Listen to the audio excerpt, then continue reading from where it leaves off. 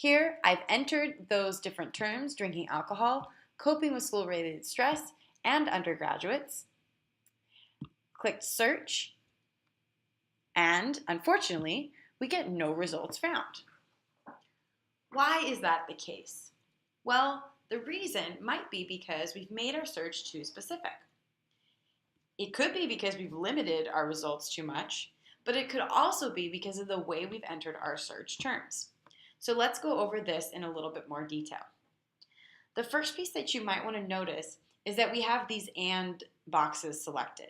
If you click here, you have different options. You have or and not. And is telling the search database we want to locate articles that include all of these keywords. We want the articles to include drinking alcohol and coping with school-related stress and undergraduates. That's why the search is so limited.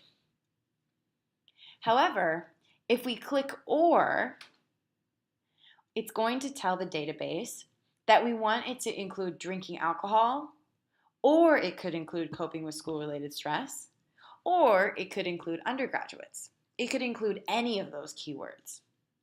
If we tell the program this, we get many results. We're expanding our search. This is too many. We don't want this many because you don't want to have to read through that many choices. I could limit my search more by using different keywords.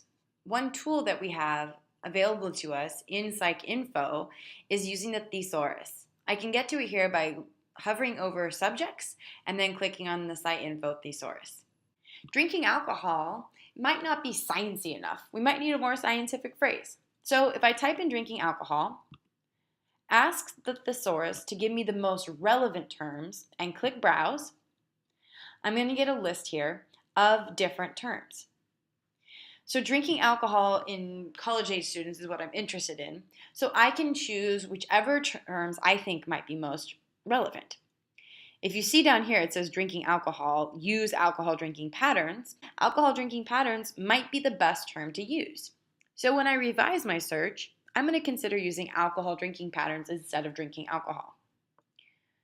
I might also want to search for a better term for coping with school-related stress. Once again, I type that in, make sure relevancy ranked is checked, and I click browse. Let's see what comes up.